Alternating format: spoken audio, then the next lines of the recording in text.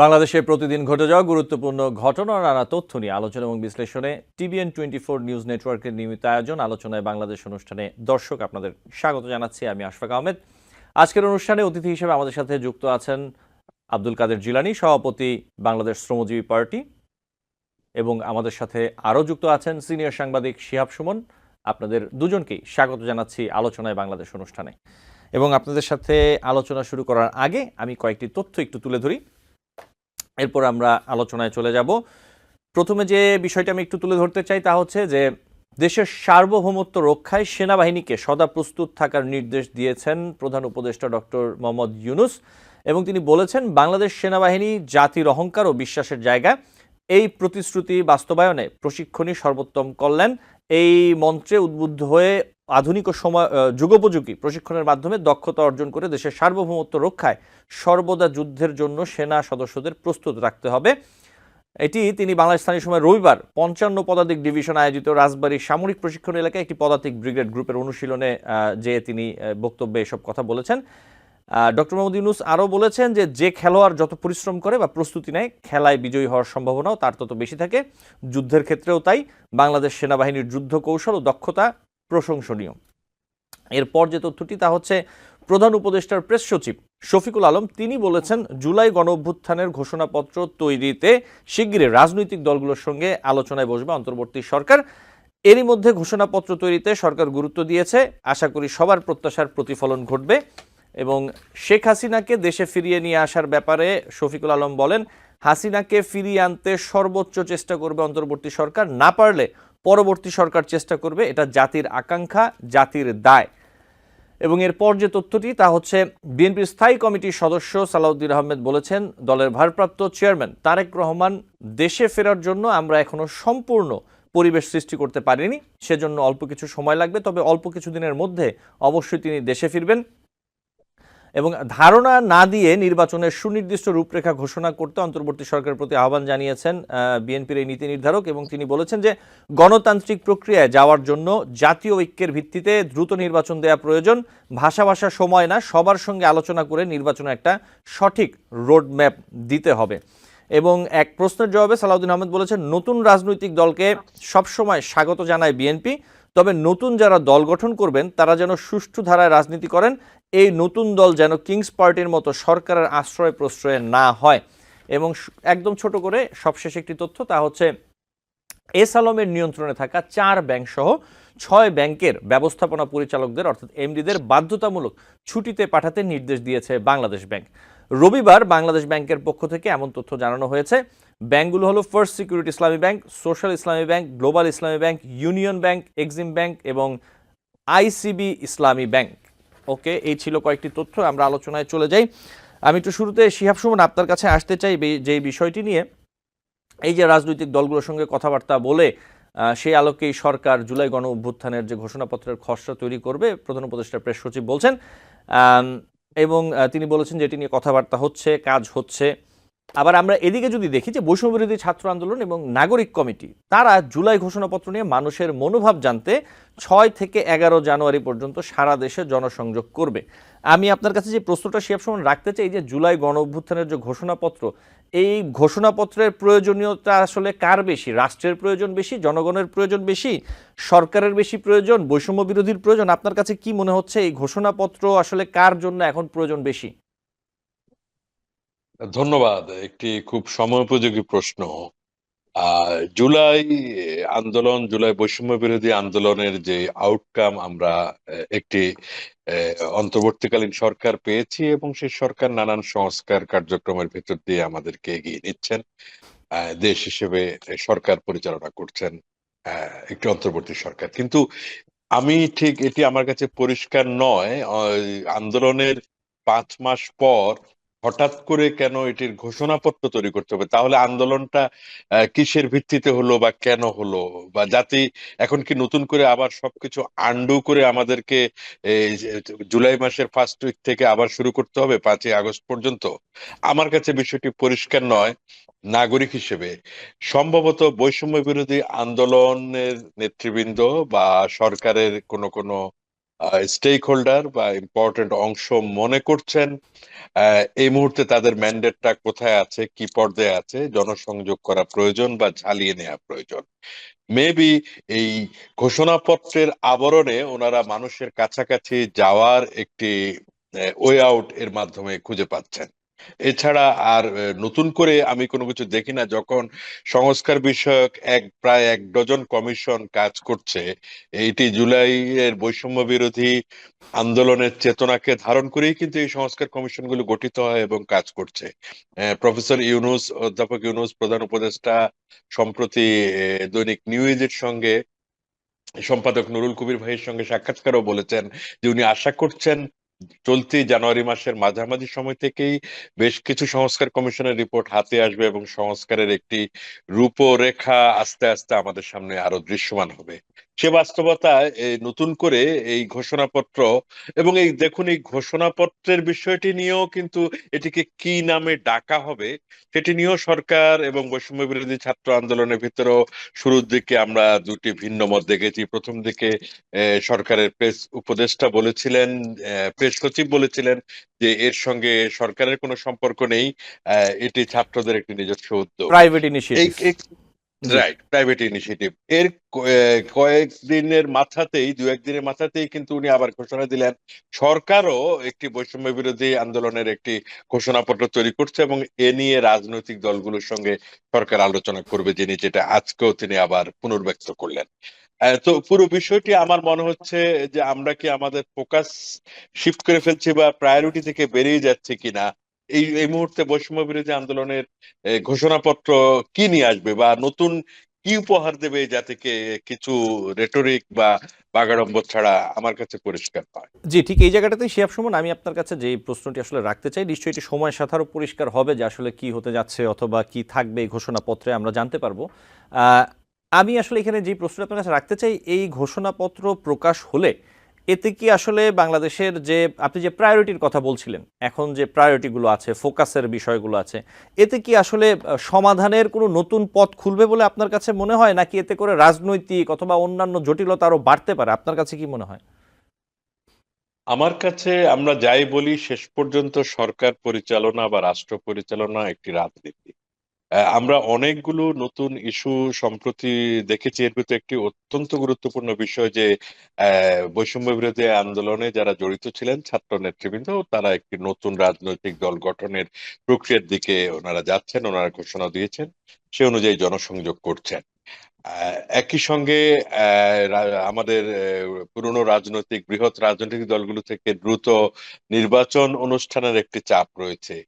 এই সব কিছুর মাঝামাঝি এই বৈষম্য বিরোধী ঘোষণাপত্রে, জুলাই আন্দোলনের ঘোষণাপত্র ঠিক নতুন কিছু দেবে তা আমার মনে হয় না। আমার মনে হয় আমাদের চলমান রাজনৈতিক বাগাড়ম্বরে এটি একটি নতুন সংযোজন হতে পারে মাত্র, বাট নতুন কিছু দেয়ার এই মুহূর্তে আমি দেখি না। জি, আপনাকে ধন্যবাদ। আমি আবার আসবো আপনার কাছে। আমি একটু আব্দুল কাদের জিলানী আপনার কাছে আসতে চাই একই বিষয় নিয়ে। এই যে জুলাই গণঅভ্যুত্থানের ঘোষণাপত্র নিয়ে আমরা আলোচনা করছিলাম, একই প্রশ্ন, আপনার কি মনে হয় এই ঘোষণাপত্রের প্রয়োজনীয়তাটা আসলে এখন কি বাংলাদেশ রাষ্ট্রের জন্য খুব বেশি, নাকি সরকারের জন্য প্রয়োজন বেশি, অথবা জনসাধারণ মনে করছে, নাকি অন্য কোনো সংগঠন অথবা রাজনৈতিক দল আসলে এই ঘোষণাপত্রটা এখন কেন প্রয়োজনীয়তা মনে হচ্ছে, কার মনে হচ্ছে? আপনি কি মনে করেন একজন রাজনীতিক হিসেবে? আসসালামু আলাইকুম, সম্মানিত প্রেক্ষাপট এবং আমার সহযোগী অতিথি সাংবাদিক ভাই।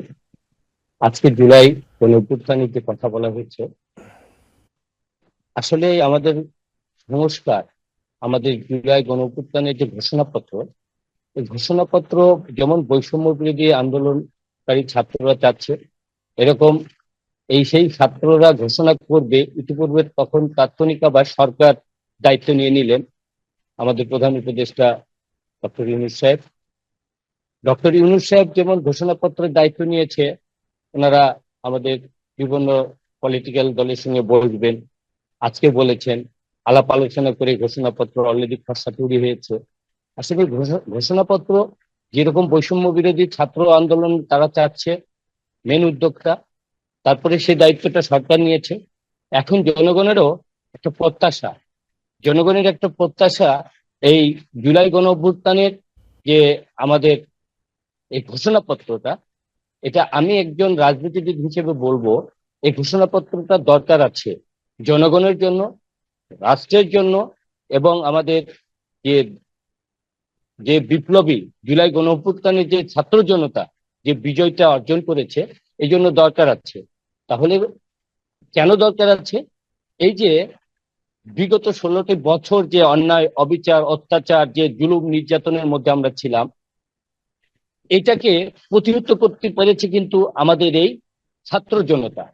আর এই ছাত্র জনতাকে যারা উৎসাহিত করেছে, যিনারা আছেন, তিনাদের শুরু করে যেসব পলিটিক্যাল দল, যে রাজনৈতিক দলগুলা যাদেরকে ব্যাকিং দিয়েছে, বা এই জুলাই গণঅভ্যুত্থানে যে আমাদের 5ই আগস্টে বিজয় অর্জন করেছি, এই বিজয় অর্জনের মাধ্যমে বা বিজয় অর্জন করতে আমাদের যেসব সংস্থাগুলো বা যেসব রাজনৈতিক দলগুলো এই গণঅভ্যুত্থানে সহযোগিতা করেছে, মাঠে নেমেছে, এই অক্লান্ত পরিশ্রম করে 5ই আগস্ট বিজয় অর্জন করেছে, তাদের একটি তালিকা, যেমন যারা শহীদ হয়েছে জুলাই আগস্ট গণঅভ্যুত্থানে, যারা শহীদ হয়েছে তাদের একটি তালিকা অবশ্যই জাতির কাছে, জনগণের কাছে প্রকাশ করতে হবে।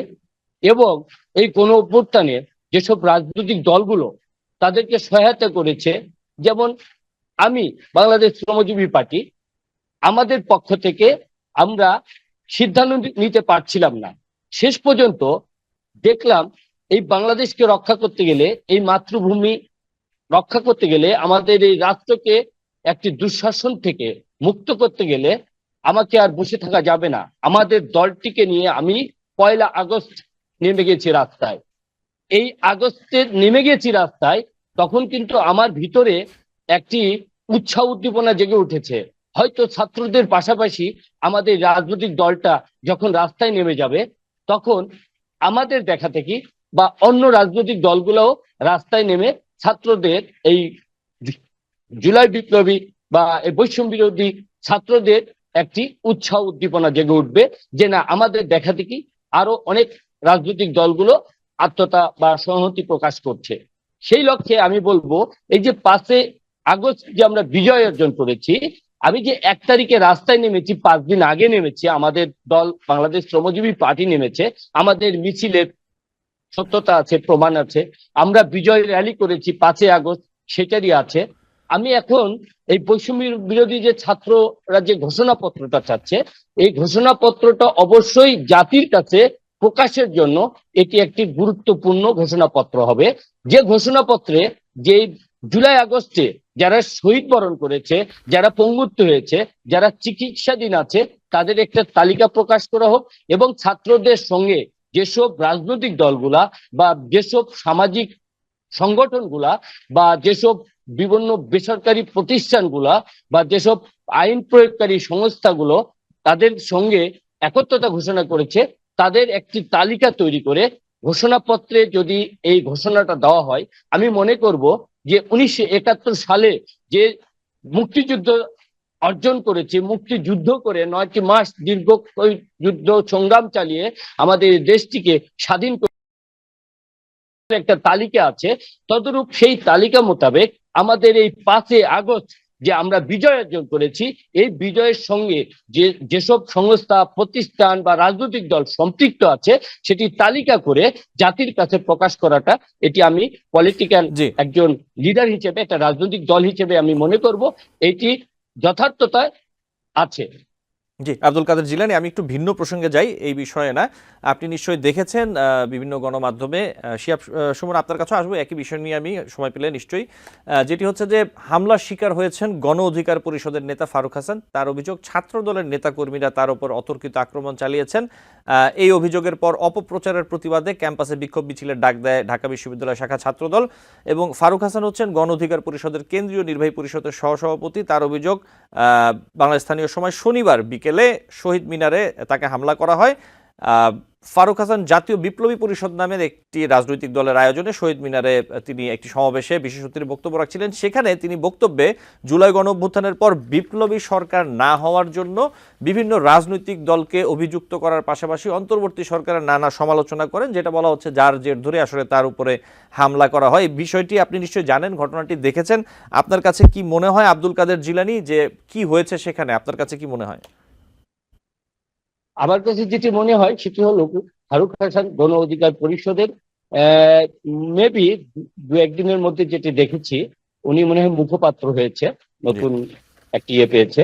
তো এই মুখপাত্র হিসেবে উনি যে দলে ইনভাইটেশন পেয়ে যেখানে গিয়েছে, একটা প্রোগ্রামে গিয়েছে, প্রোগ্রামে গিয়ে সেখানে উনি কথা বলতে বলতে হয়তো গণ অভ্যুত্থানের যে জুলাই সরকারের যেটা কথা বলছিল, আসলে এই কথাটা উনি কিভাবে বলেছে জানি না, তবে উনি যদি সঠিক লাইনে সঠিকভাবে বলে থাকতো, আমার মনে হয় না উনি এই আতঙ্কিত শিকার হতো। এখন আসলে জনগণের ভিতরে একটা সেন্টিমেন্টাল ধারণ করছে।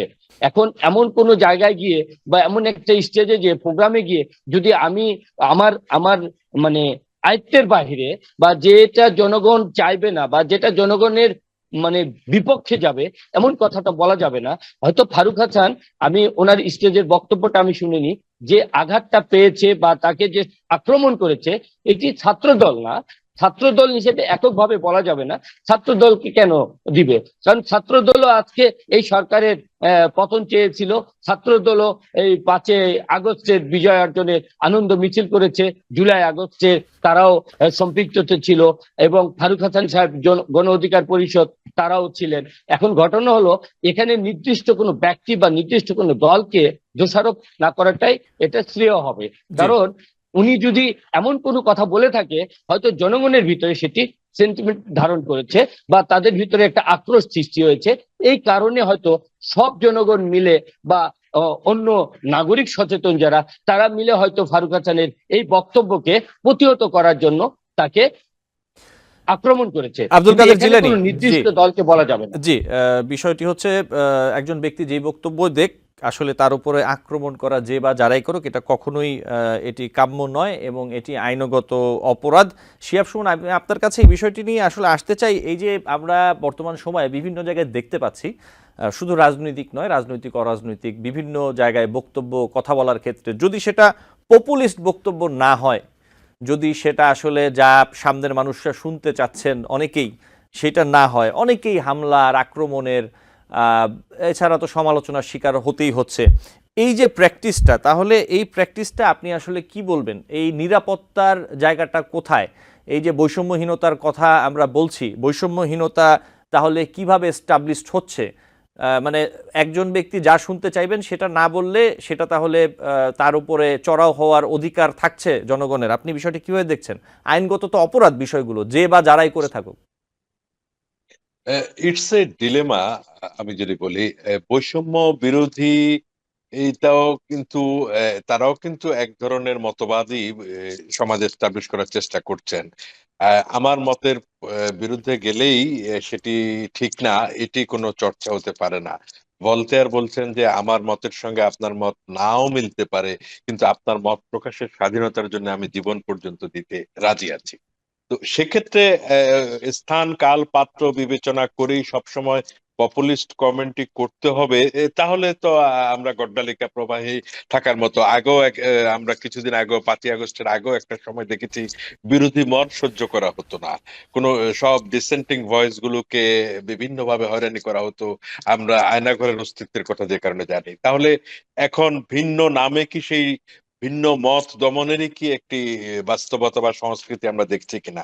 এটা একটি সামাজিক ব্যাপারও বটে। আমাদের দীর্ঘদিন ধরে চলে আসা সামাজিক সংস্কৃতিতে এই ধরনের ভিন্ন মতকে টুটি চেপে ধরার যে প্রবণতা, আমাদের একটি প্রজন্ম বেড়ে উঠেছে এই ধরনের একটি অন্যায় অরাজকতাপূর্ণ সংস্কৃতি পর্যবেক্ষণের ভিতর দিয়ে বা প্রত্যক্ষ করতে করতে।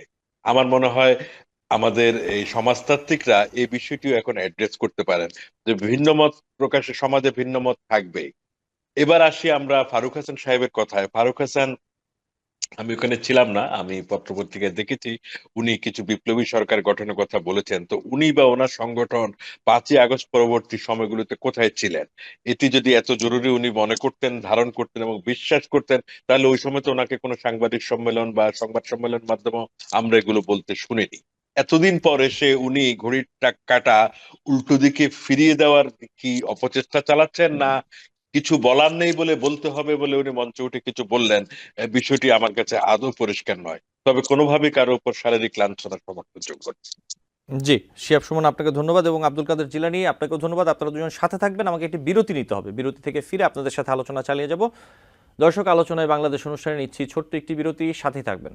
TBN24 টেলিভিশন দেখতে আজই কল করুন 7187776556। লগ ইন করুন www.totalcablebd.com। দর্শক, আলোচনায় বাংলাদেশ অনুষ্ঠানে আপনাদের আবারও স্বাগত জানাচ্ছি। আমাদের সাথে আছেন দুজন অতিথি। আমি শুরুতেই প্রশ্নে চলে যাব। আমি একটু শিহাব সুমন আপনার কাছেই আসি, এটি দিয়ে আলোচনা শুরু করি। যে বিষয়টি আপনি হয়তোবা দেখেছেন, আমি একটু ঘটনাটা বর্ণনা করি ছোট করে। সেটা হচ্ছে যে পুলিশের ময়মনসিংহ রেঞ্জের যে উপমহাপরিদর্শক ডিআইজি কার্যালয়, সেখানে বৈষম্যবিরোধী ছাত্র আন্দোলনের নেতা পরিচয়ে একদল তরুণের হাঙ্গামার একটি ভিডিও সামাজিক যোগাযোগ মাধ্যমে ছড়িয়ে পড়েছে এবং পুলিশ জানিয়েছে বৈষম্যবিরোধী ছাত্র আন্দোলনের নাম ব্যবহার করে ওই তরুণরা শিক্ষার্থী হত্যা মামলার এক আসামিকে ছাড়াতে চাপ সৃষ্টি করেন। তারা ডিআইজি অফিস ছাড়াও বিআরটিসি অফিস সহ বিভিন্ন সরকারি দপ্তরে অপতৎপরতা চালাচ্ছিলেন, এমনটা জানানো হয়েছে। এই যে বৈষম্যবিরোধী ছাত্র আন্দোলনের নাম ব্যবহার করে অথবা পরিচয় ব্যবহার করে এই ধরনের ঘটনা আমরা আগেও দেখেছি। চাঁদাবাজির নামে অভিযোগ এসেছে এবং বিভিন্ন রকমের অভিযোগ আসছে। এই বিষয়গুলো আসলে নিয়ন্ত্রণে আনা কিভাবে? সরকারের করণীয় কি, আইন শৃঙ্খলা বাহিনীর করণীয় কি, এবং বৈষম্যবিরোধী ছাত্র আন্দোলন সংগঠনের পক্ষ থেকে আসলে কতটা কঠোর অথবা কতটা কি ব্যবস্থা নেওয়া উচিত বলে আপনি মনে করেন? আহ, দেখুন, এ ধরনের ঘটনা আমরা আগেও প্রত্যক্ষ করেছি। বিভিন্ন সংগঠনের নাম দিয়ে আহ, বিভিন্ন অফিস আদালতে অরাজক পরিস্থিতি তৈরি করা। আহ, এবার এখন যেহেতু রাজনৈতিক দলগুলো তো, একটি বৃহৎ রাজনৈতিক শক্তির অনুপস্থিতি রয়েছে, আরেকটি দল আমাদের এখানে সক্রিয়। সো এইটি একটি শূন্যতার জায়গাও তৈরি করেছে। এই শূন্যতার সুযোগেই হোক আর যে কোনো কারণে হোক, আমাদের নৈতিক প্রবণতার কারণেই হোক, বৈষম্য বিরোধী ছাত্র আন্দোলনের ব্যানারে বা এই নামকে কাজে লাগিয়ে বিভিন্ন দুষ্টু চক্র বিভিন্ন ধরনের অপকর্মের আহ, করে বেড়ানোর চেষ্টা করছে। কেন্দ্রীয়ভাবে বৈষম্য বিরোধী ছাত্র আন্দোলনের নেতৃবৃন্দ বারবার বলেছেন এ ধরনের অপতৎপরতা কাউকে উৎসাহ না যোগাতে, এবং তরুণদেরকে বা সংগঠনের কর্মীদেরকে সতর্ক করেছেন এগুলোতে লিপ্ত না হতে। কিন্তু শেষ পর্যন্ত এগুলো লিপ সার্ভিসেই থেকে যাচ্ছে। জি। আমার মনে হচ্ছে কেন এটি হচ্ছে সেদিকে এখন নজর দেওয়ার সময় এসছে। দেখুন, 5 মাস আজ, আমরা 5ই জানুয়ারিতে অবস্থান করছি। 5ই আগস্ট আমরা যদি পূর্ববর্তী সরকারের, শেখ হাসিনা সরকারের পতনের দিন ধরি, এই 5 মাস কিন্তু যথেষ্ট সময় আমাদের অন্তর্বর্তী সরকারের জন্য, যথেষ্ট ভালো সময় পুলিশ বাহিনীকে দায়িত্বে পুনরায় উজ্জীবিত করা, মনোবল চাঙ্গা করা এবং যা যা সংস্কারের বিষয় ছিল যাতে জনমনে স্বস্তি ফিরে আসে। পথে পথে চাঁদাবাজি হচ্ছে। একটি আলু ফুলকপির ট্রাক কৃষক মাঠে দাম পান না, 2 টাকা কেজি, ঢাকায় 40 টাকায় বিক্রি হচ্ছে। আমরা আজ পর্যন্ত শুনিনি আইন শৃঙ্খলা রক্ষা বাহিনী বা সরকারের কোনো সংস্থা থেকে কাউকে এজন্য কোনো শাস্তি পেতে হয়েছে বা কেউ গ্রেপ্তারের মুখোমুখি হয়েছে। সমাজে যখন দিনের পর দিন একটা অরাজক পরিস্থিতি তৈরি হয়, তখন একটা ডোমিনো এফেক্টের মতো সোসাইটিতে অন্য দুষ্ট চক্রগুলোকেও উৎসাহিত করে। এবার দেখুন, দেবালয়ে আগুন লাগলে কিন্তু আপনার আমার কারো ঘর নিরাপদ থাকবে না। সেই অরাজকতা বাড়তে বাড়তে আজ যারা অরাজকতা দমনের অগ্রভাগে থাকার কথা ছিল, সেই ডিআইজি মহোদয়ের অফিস প্রাঙ্গণেও হাতাহাতির ঘটনা। এখন পুলিশ কি তার কাজ করতে পারবে না? এদিক থেকে আমরা আশা করব স্বরাষ্ট্র উপদেষ্টা এবং সরকারের সর্বোচ্চ পর্যায় থেকে তৃণমূলের পুলিশ কর্মকর্তাদেরকে, পুলিশ বাহিনীকে আস্থায় দেওয়া, আবারও প্রকাশ্য বিবৃতির মাধ্যমে হোক বা ইন্টারনাল বৈঠকের মাধ্যমে ওনারা দিতে পারেন যে আপনারা আপনাদের কাজ করে যান। কাকে ধরা হবে বা নিয়ম অনুযায়ী দেশে সেটার জন্য প্রয়োজনীয় যথেষ্ট আইন রয়েছে, পুলিশ কিভাবে কাজ করবে, এটি আমার মনে হয় না কোনো নাগরিক সমাজের কাছ থেকে অফিসে গিয়ে কাউকে জ্ঞান দিয়ে আসতে হবে পুলিশ বাহিনীকে। এরকম বিষয় যদি প্রয়োজনীয়তা থাকো, তাহলে আমার মনে হয় প্রতি মাসে জেলার আইন শৃঙ্খলা বিষয়ক যে পর্যালোচনা বৈঠক হয়, সেখানে পুলিশ কর্মকর্তারা বৈষম্য বিরোধী আন্দোলনের নেতৃবৃন্দকেও আমন্ত্রণ জানাতে পারেন। ওনারা ওনাদের বলার বিষয়গুলো পেশ করতে পারেন। কিন্তু দলবল নিয়ে সরকারি অফিসে আগের মতো ফ্রি স্টাইল চলাফেরা এটি কোনোভাবেই সমর্থনযোগ্য নয়। জি, শিহাব সুমন, আপনাকে ধন্যবাদ। আমি একটু আব্দুল কাদের জিলানী আপনার কাছে আসি একটি ভিন্ন আরেকটি ঘটনা নিয়ে। বেশ কিছু ঘটনা রয়েছে আসলে। এটি হচ্ছে গাজীপুরের জয়দেবপুরে এক আওয়ামী লীগ নেতাকে আটক করার পর থানায় অবস্থান নিয়ে বিক্ষোভ করেন জামায়াতে ইসলামীর নেতাকর্মীরা। গ্রেফতার শফিকুল শিকদার, তিনি ভাওয়াল মির্জাপুর ইউনিয়নের 2 নম্বর ওয়ার্ড আওয়ামী লীগের সাংগঠনিক সম্পাদক। ওসি আব্দুল হালিম জানিয়েছেন যে আটকের পর তাকে থানায় নেওয়া হলে গাজীপুর সদর উপজেলার জামায়াতের কিছু নেতাকর্মী তাকে নিজেদের কর্মী দাবি করে মুক্তির জন্য থানায় জড়ো হতে থাকে এবং থানা এলাকায় বিক্ষোভ মিছিল করেন। এই যে গাজীপুর আওয়ামী লীগ নেতার মুক্তির দাবিতে থানায় জামায়াতের বিক্ষোভ, এই বিষয়টি আপনি কি বলবেন আব্দুল কাদের জিলানী? আমি এই বিষয়টা আপনাকে বলবো, সচরাচর আমাদের দেশে এটি হয়ে আসছে, এটা ধারাবাহিকতা বিরাজমান অব্যাহত আছে, যেটি আওয়ামী সরকার যখন 16 বছরে যে উৎকৃষ্টতা করে গিয়েছে, রাষ্ট্র পরিচালনা করে গিয়েছে, আজকে আওয়ামী লীগের সরকার প্রধান নাই বা রাষ্ট্র পরিচালনা করছে না, এটি যেরকম সত্য, আওয়ামী লীগের বিভিন্ন নেতা কর্মী এক ওয়ার্ড থেকে আর এক ওয়ার্ডে, এক ইউনিয়ন থেকে আর এক ইউনিয়নে, এক জেলা থেকে আর এক জেলায় গিয়েছে। কিন্তু এখানে এই যে আপনার গাজীপুরের যে ইউনিয়ন পরিষদের যে কথাটা বলছেন, আওয়ামী লীগের এক নেতা অ্যারেস্ট হয়েছে, ওখানে জামাতের লোকজনগুলো গিয়ে তাদের নেতাকর্মী সাজিয়ে বা তাদের নেতাকর্মী দাবি বলে তারা থানা থেকে গেছে সুপারিশ করার জন্য বা সেই আসামিকে মুক্তি করার জন্য। এটি তো আমাদের বাংলাদেশে সচরাচর হচ্ছে ভাইজান। এটা রাজনৈতিক দল যখন একটি দল ক্ষমতাচ্যুত হয়, তখন ওই ক্ষমতাচ্যুত রাজনৈতিক দলের পৃষ্ঠপোষকতায় অন্য রাজনৈতিক দল তখন অটোমেটিকলি সেই দলের ছত্রছায়া হিসেবে ঢুকে পড়ে। এ ধরনের নজির বাংলাদেশে অরহ আছে, হাজার হাজার আছে।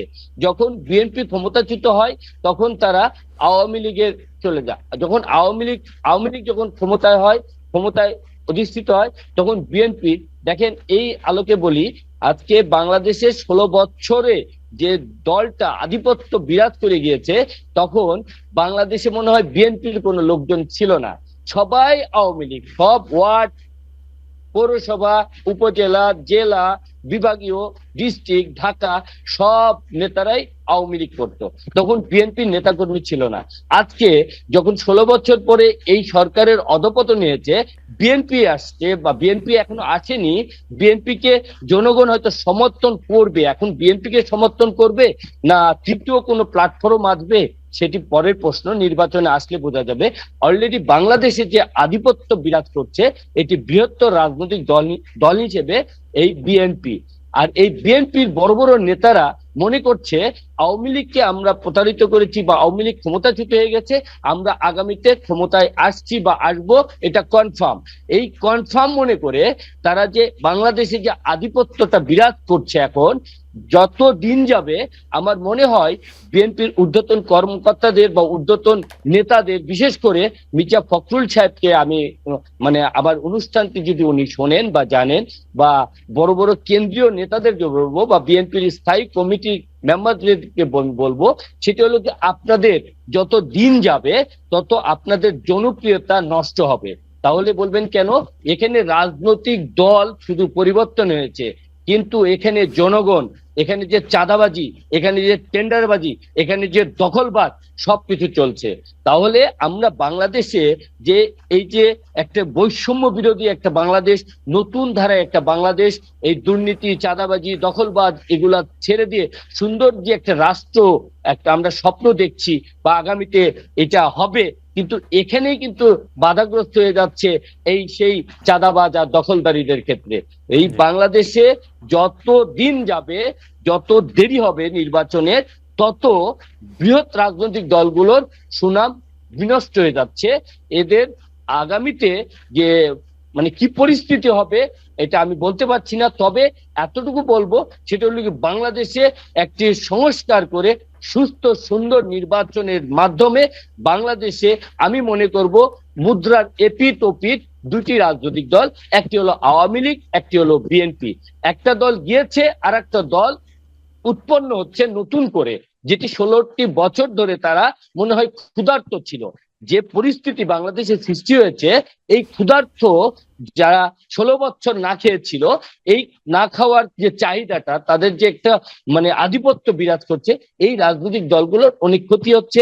আমাদের সংস্কার, আমাদের নির্বাচন, আমাদের সুন্দর একটি পরিবেশ তৈরি করতে যে একটি সময় লাগছে, এই সময়ে যত সময় লেগে যাবে আমাদের জাতীয় নির্বাচন, ত্রিদশ জাতীয় সংসদ নির্বাচন, তত কিছু কিছু রাজনৈতিক দলের মানে সুনাম বিনষ্ট হচ্ছে, এবং তাদের এই দলটিকে আবার সুনাম অর্জন করতে গিয়ে দেখা যাবে এখানে ওই মুদ্রার এপিঠ ওপিঠ দুটি রাজনৈতিক দল মানে সাইড হয়ে গিয়েছে। এখানে তৃতীয় একটি প্ল্যাটফর্ম বা তৃতীয় একটি রাজনৈতিক দল বলেন, জাতীয় সরকার বলেন, তারা ক্ষমতায় অধিষ্ঠিত হয়ে যাবে। এবং এটি আমার মনে হয় আগামীতে এই ধরনের একটা কিছু আমি বিশেষ করে আমি দেখছি এখানে ওই বাংলার জনগণ যেটি এখন চাচ্ছে সেটি হলো কি, আমরা বিএনপি কে দেখেছি, আমরা ওই জাতীয় পার্টি আর আওয়ামী লীগ তো একই চাবিকাঠি, একটাই চাবিকাঠি, ওই দুইজনকে দেখেছি, আওয়ামী লীগ জাতীয় পার্টি, আমরা বিএনপি কে ইতিপূর্বে দেখেছি। এখন আমার মনে হয় বাংলাদেশ হলো, আমাদের দেশটি হলো একটি ইসলামিক কান্ট্রি, আর আমরা ইসলাম দ্বারা পরিচালিত, বা আমাদের যে ধর্মের যে সংবিধানগুলো আছে বা ধর্মের যে আমাদের দিক নির্দেশগুলো আছে, সেই মোতাবেক আমরা সবাই যদি আমরা চলি এবং সেই পবিত্র ভাবে আমাদের মন মানসিকতাকে যদি সবাই আমরা পরিবর্তন করার চেষ্টা করি, আমার মনে হয় আগামীতে বাংলাদেশে সুন্দর সংস্কার করে সুন্দরভাবে একটি রাষ্ট্র বা নির্বাচিত সরকার আসবে আগামীতে। এটি আমার কাম্য, বা আমি এটা আশা করি। আব্দুল কাদের জিলানী, আমি আবারও আসবো আপনার কাছে নিশ্চয়ই সময় পেলে। আমি একটু শিহাব সুমন আপনার কাছে যেতে চাই যে বিষয়টি নিয়ে, যে বিএনপি নেতা সালাউদ্দিন আহমেদ তিনি বলেছেন যে বিএনপির ভারপ্রাপ্ত চেয়ারম্যান তারেক রহমান অল্প কিছুদিনের মধ্যে দেশে ফিরবেন। তারেক রহমান দেশে ফিরলে আমি যে আসলে প্রশ্নটি আপনার কাছে করতে চাই যে কিছুদিন পরে বলেছেন সেটা আমরা জানি না, নিশ্চয়ই হয়তো বা একটা নির্দিষ্ট সময় পরে তিনি ফিরতে পারেন, কিন্তু ধরলাম যে 3 মাস হোক, 6 মাস হোক, 1 সপ্তাহ হোক, সেটা যাই হোক, তারেক রহমান দেশে ফিরলে বাংলাদেশের যে বর্তমান রাজনৈতিক পরিস্থিতি আছে, এখানে আসলে আপনি কি মনে করেন যে কি ধরনের পরিবর্তন আসতে পারে? কারণ বড় দুটি রাজনৈতিক দলের আমরা যদি দেখি যে বিগত সরকার আওয়ামী লীগের নেতাকর্মীরা কেউ নেই, এবং সাবেক প্রধানমন্ত্রী শেখ হাসিনাও ভারতে। এদিকে একইভাবে যদি দেখি যে বিএনপির ভারপ্রাপ্ত চেয়ারম্যান তারেক রহমান তিনিও দেশের বাইরে রয়েছেন দীর্ঘদিন যাবৎ। এই ক্ষেত্রে এই যে একটা স্টেবিলিটির যে ব্যাপার, পলিটিক্যাল স্টেবিলিটির যে ব্যাপারটি আছে, তারেক রহমান যদি দেশে ফিরেন, রাজনৈতিক পরিস্থিতিতে আসলে কি ধরনের পরিবর্তন আসতে পারে আপনার ধারণার থেকে আসলে, এবং এটি অন্তর্বর্তী সরকার এই যে রাষ্ট্র পরিচালনা করছে, এই রাষ্ট্র পরিচালনার ক্ষেত্রে আসলে সহায়ক হবে নাকি জটিলতা তখন বেড়ে যাবে? জি, শিহাব সুমন। বিএনপির ভারপ্রাপ্ত চেয়ারপারসন তারেক রহমানের দেশে আসা কিন্তু মূলত আসলে আগামী নির্বাচন কেন্দ্রিক একটি আয়োজনেরই ইঙ্গিত। সো এদিক দিয়ে আমাদের প্রধান উপদেষ্টাও ব্রিটিশ এমপি মহোদয় রূপা হকের সঙ্গে বৈঠকে নির্বাচনের দুটি সম্ভাব্য তারিখের কথা উনি বলেছেন। সো এই সবকিছু আসলে এক সূত্রে গাঁথা। On the other hand, Tarek Rahman যেদিন দেশে আসবেন সেদিন অবশ্যম্ভাবীভাবে বিমানবন্দর থেকে শুরু করে দলীয় কার্যালয় পর্যন্ত এক মহা সমাবেশের চিত্র ঢাকায় আমরা প্রত্যাশা করতেই পারি, যেহেতু অনেকদিন পর উনি দেশে ফিরবেন, স্বদেশ প্রত্যাবর্তন। এই সবকিছু আসলে নির্বাচনের গাড়িটাকে আমাদের সম্মুখপানে দিকে ঠেলে দেওয়ার জন্যই তো। এখনো তার বিরুদ্ধে সবগুলো মামলা থেকে উনি সম্পূর্ণভাবে বিচারিক প্রক্রিয়ায় মুক্ত হননি। সেটি একটি বিষয়, সম্ভবত সালাউদ্দিন সাহেব সেদিকে ইঙ্গিত করেছেন যে দেশে আমরা সেই পরিবেশ এখনো তৈরি করতে পারিনি। তো এটি যত দ্রুত হবে, সে তারেক রহমান সাহেব হয়তো দেশে আসার ব্যাপারটি ত্বরান্বিত হবে।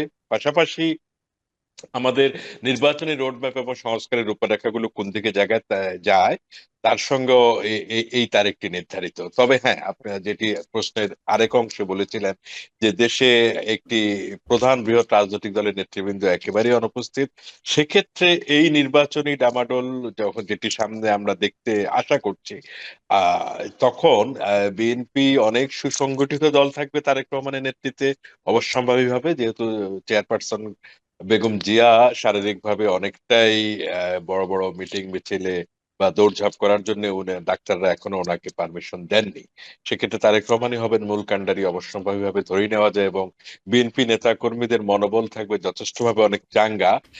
এটি অন্তর্বর্তীকালীন সরকারের জন্য এক ধরনের, আমি মনে করব ওনারা কিভাবে পুরো বিষয়টাকে ম্যানুভার করবেন তার উপর ডিপেন্ড করে। তবে হ্যাঁ, দলের হাইকমান্ড যখন ফিজিক্যালি ইন পার্সন নেতা কর্মীদের মাঝে থাকেন, নেতাকর্মীরা অনেক বেশি সংগঠিত, নিয়ন্ত্রিত এবং অনেক বেশি গণতান্ত্রিক আচরণের দিকেই থাকবেন, এবং একটি বড় অংশের দেশের জনসমর্থন সরাসরি অন্তর্বর্তীকালীন সরকার নির্বাচনের রেলগাড়িকে সম্মুখপানে চালিয়ে নেওয়ার জন্য কাজে লাগাতে সক্ষম হবেন বলে আমার মনে হয়। জি, শিহাব সুমন, আপনাকে ধন্যবাদ। আমি একটু আব্দুল কাদের জিলানী আপনার কাছে আসি, একটু ছোট করে যদি 2 মিনিট আমাকে বলেন আমি প্রশ্নটি করি। সেটি হচ্ছে যে বিএনপির ভাইস চেয়ারম্যান শামসুজ্জামান দুদু বলেছেন এই সরকার অর্থাৎ অন্তর্বর্তীকালীন সরকার এখনো কোনো কিছুই করতে পারেনি, আইন শৃঙ্খলা পরিস্থিতি, বাজার নিয়ন্ত্রণে কোনো কিছুই করতে পারেনি। কিছু করতে না পারলে কি জন্য এসেছেন আপনারা, এমন প্রশ্ন রেখেছেন। এবং তিনি বলেছেন যে অনেকেই শিশু সুলভ বক্তব্য দেয়, এগুলো প্রত্যাহার করেন। আপনাদের জন্মের অনেক আগে বিএনপি কয়েকবার ক্ষমতায় এসেছে, আপনি তার এই বক্তব্যের ব্যাপারে অথবা মন্তব্যের ব্যাপারে আপনি কি বলবেন অথবা কিভাবে দেখছেন আব্দুল কাদের জিলানী? আসলে আমাদের দেশের যে বর্তমান অন্তর্বর্তীকালীন সরকার আজকে 5 জানুয়ারি 5 মাস অতিবাহিত হচ্ছে। আসলে বাজার নিয়ন্ত্রণ বলেন আর আইন প্রশাসন বলেন, আসলে এটা আমি ইতিপূর্বে গত প্রোগ্রামে আমি বলেছি, আসলে এটা সময়ের ব্যাপার। সময় না দিলে বা ওনারা সময় না পেলে উনি সংস্কার বলেন, বাজার নিয়ন্ত্রণ বলেন আর রাষ্ট্রের আইন প্রয়োগকারী সংস্থায় বলেন, এগুলো সময়ের ব্যাপার, সময় লাগবে অবশ্যই। আর উনি যে কথাটা বলেছেন, আসলে বিগত সরকারগুলোতেও আমরা দেখে আসছি। হুম বাজার নিয়ন্ত্রণের ক্ষেত্রে সব সরকারই ব্যর্থ। আমি বলবো, আমি যতটুকু দেখেছি বা আপনারা দেখেছেন বা জেনেছেন, বাজার নিয়ন্ত্রণের ক্ষেত্রে যে কঠিন একটি রোড ম্যাপ প্রয়োজন, এই রোড ম্যাপটি কোনো সরকারের আমলেই কোনো সরকারই করতে পারেনি, সব সরকারই ব্যর্থ হয়েছে। এই জনগণের কথা, আমাদের 18 কোটি মানুষের, যে কৃষক শ্রমিক মেহনতি শ্রমজীবী মানুষের কথা, এই বাজার নিয়ন্ত্রণের কথা, সাধারণ মধ্যবিত্ত পরিবারের কথা আসলে কেউই চিন্তা করেনি কখনো। যদি চিন্তা করতেন তাহলে আজকে সর্বপ্রথম এই আমাদের দেশে এই বাজার নিয়ন্ত্রণের এটা কিন্তু আমরা ইতিপূর্বে আমরা দেশ স্বাধীনের পর থেকেই মনে হয় যে রাষ্ট্রে যেই ক্ষমতায় আসেন বা রাষ্ট্র পরিচালনা করেন সবাই এই একটা জায়গায় ব্যর্থ, সেটি হলো কি দ্রব্যমূল্য নিয়ন্ত্রণ। দ্রব্যমূল্য নিয়ন্ত্রণের জন্য সুন্দর একটি কমিটি করতে হবে, সুন্দর একটি মানে রোডম্যাপ তৈরি করতে হবে। যেমন যে রোডম্যাপটি তৈরি করলে আমাদের জনগণ শান্তিতে দুবেলা দুমুঠো পেট ডাল ভাত খেয়ে হলেও বেঁচে থাকতে পারবে। এই যে ক্রয় ক্ষমতা, দেখেন বড় লোকরা যারা হাই উচ্চবিত্ত বা যারা মানে স্ট্যাটাস বিভিন্ন সমাজের বড় একটা মানে পর্যায়ে চলে গিয়েছে, তাদের কিন্তু এই মাথা ব্যথা নেই কখনো, এই দ্রব্য মূল্যের ব্যাপারে কখনো তারা মাথা ব্যথা করে না, বা তাদের কোনো ভিতরে কোনো প্রতিবাদমূলক কোনো কথা নাই। কিন্তু মধ্যবিত্ত বা নিম্নবিত্ত যারা, তাদের ভিতরে যে এই যে ক্রয় ক্ষমতাটা বৃদ্ধি হয়ে যাওয়ার পরে, মানে দ্রব্যমূল্য বৃদ্ধি হয়ে যাওয়ার পরে তাদের ক্রয় ক্ষমতার জন্য তাদের নিঃশ্বাসটুকু বন্ধ হয়ে যায়, তারা কাউকে বলতে পারে না।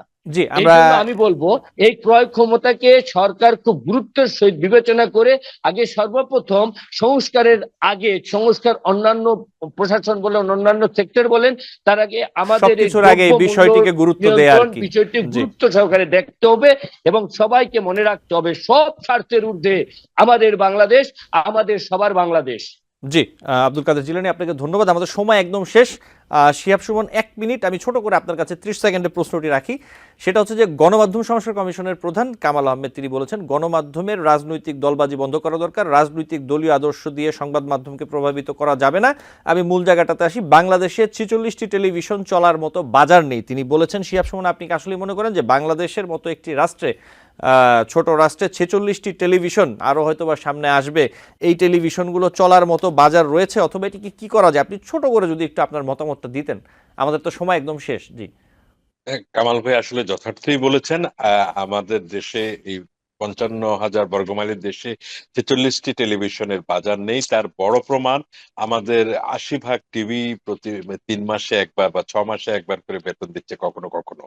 মানে বেশিরভাগ টেলিভিশনই ধুকে ধুকে টিকে আছে। আমাদের কর্মীরা সহযোদ্ধারা বেতন পাচ্ছেন না, নিয়মিত সুবিধাটি পাচ্ছেন না। ইনক্রিমেন্টের কথা তো তাদের কাছে একটা দুরাশা বা দুঃস্বপ্নের মতো হয়ে দাঁড়িয়ে গেছে। গত 5 বছরে আপনি খেয়াল করলে দেখবেন আমার মনে হয় 10টি টেলিভিশন চ্যানেলও কর্মীদের ইনক্রিমেন্ট, বাৎসরিক ইনক্রিমেন্ট প্রতি বছর প্রদান করেনি। সেই বাস্তবতা, এটি আসলেই আমাদের মনে হয় আমাদের আগে বাজার গবেষণা প্রয়োজন, টেলিভিশন লাইসেন্স কিন্তু সেটি কখনো হয়নি। শুধুমাত্র রাজনৈতিক বিবেচনায় বিভিন্ন সরকার এসে সব সরকারই এটি করেছেন। যখন যিনি ক্ষমতায় ছিলেন, যিনি বেশি দিন ক্ষমতায় ছিলেন, তার পক্ষে সুযোগ হয়েছে বেশি টেলিভিশনকে নিজেদের করে নেওয়ার, কিন্তু এটি আসলে ক্ষমতার রক্ষা কবচ হিসেবে শেষ পর্যন্ত কাজ করে না। সেটি আমার মনে হয় অন্তত এখনো যদি উপলব্ধি করেন আমাদের রাজনৈতিক নেতৃবৃন্দ, দেশের জন্য মঙ্গল। আমাদের সাংবাদিক ভাইদেরকে বেকার হয়ে ঘুরতে হবে না, বা সহকর্মীরা দুর্বিষহ জীবনযাপনের মুখোমুখি হতে হবে জি না। Shihab it is Suman, always better late than never. জি শিহাব সুমন, আপনাকে অনেক ধন্যবাদ। আমাদের সময় একদম শেষ, নিশ্চয়ই অন্য কোনো দিন কথা হবে। এবং আব্দুল কাদের জিলানী, আপনাকেও ধন্যবাদ জানাচ্ছি আজকে যুক্ত হওয়ার জন্য। নিশ্চয়ই আমাদের দর্শক আপনাদের মূল্যবান মতামত আবারও অন্যদিন শুনতে পারবেন। দর্শক, আলোচনায় বাংলাদেশ অনুষ্ঠানে আজ এই পর্যন্তই। পরবর্তী অনুষ্ঠান দেখার আমন্ত্রণ জানিয়ে বিদায় নিচ্ছি।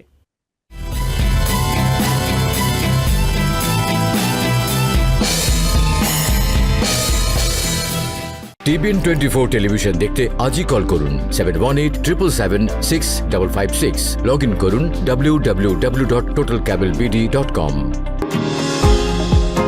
নিউ ইয়র্ক থেকে সম্প্রচারিত TBN 24 টেলিভিশন বিশ্বজুড়ে বাঙালির কণ্ঠস্বর।